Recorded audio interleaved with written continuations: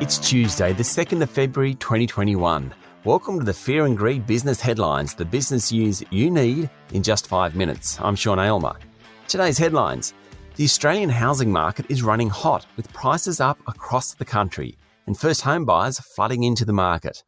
Plus, Prime Minister Scott Morrison outlines his priorities for 2021, the number of job ads in Australia jumps, and Clive Palmer and box king Anthony Pratt top the list of donors to political parties in Australia.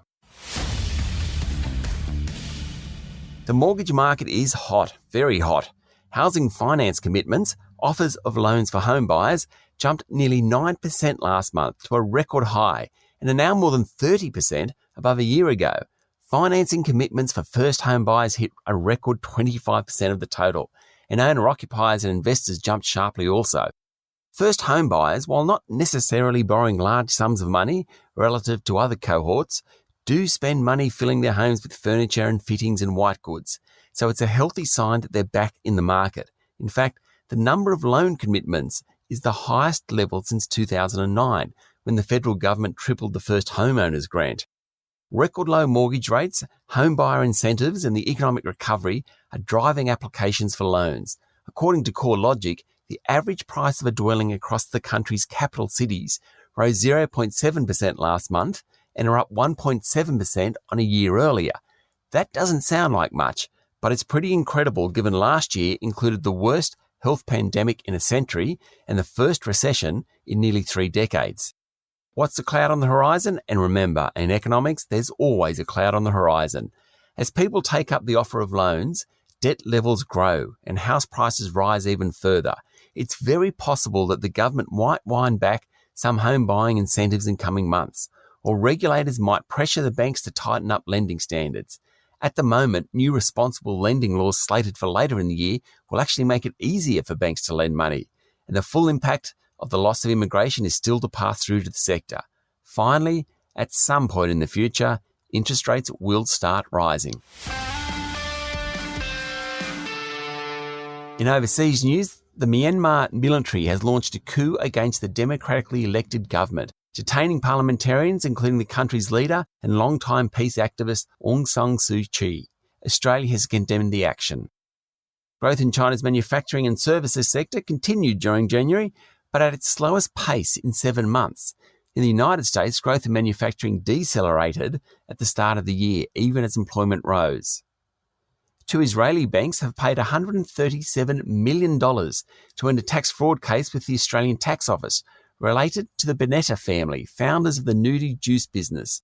According to the Financial Review, the 16-year-long chase by the ATO ended with a settlement on Sunday.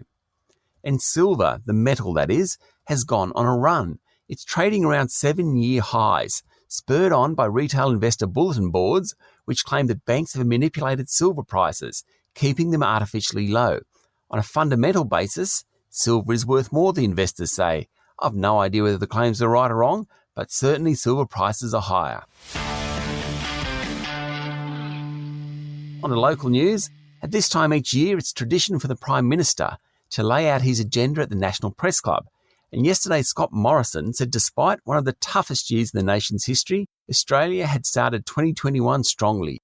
Mr Morrison said Australia had enough vaccines on order to cover the population several times over, and we remained on track to vaccinate every citizen by October. The Prime Minister pushed his industrial relations reform agenda that was up against Labor and the unions. A just-released union advertisement features Mr Morrison driving a bus running down workers. Mr Morrison repeated his assertion that the speed of Australia reaching net zero carbon emissions will be driven by technological advancements and a carbon tax was not an option. The number of job ads in Australia rose for the 8th consecutive month in January and are now at their highest level in 21 months. Remember, the employment market is key to the economy continuing to recover from last year's recession, and the job ads figures are good news. The Foreign Investment Review Board has given the OK to Coca-Cola European Partners bid for the local operation Coca-Cola Amatil. The timeline for the deal has been pushed back though, and while it has regulatory approval, it hasn't got shareholder support just yet. The bid was pitched at $12.75 a share, and Coca-Cola Amatil's shares closed yesterday at $13.11. Airtasker, the online marketplace, will raise $84 million from investors in one of the first initial public offerings of 2021. The raising will value the group at $255 million. And Queensland businessman Clive Palmer was again the country's largest political donor, spending almost $6 million to kickstart his United Australia Party ahead of the Queensland election. United Australia won less than 1% of the vote in that poll. Visy boss Anthony Pratt donated $1.3 million to the National and Victorian Liberals and $250,000 to the Nationals during 2019-20, according to the Australian Electoral Commission. The next three biggest donors were all organisations: Woodside Energy, Macquarie Group and the Australian Hotels Association.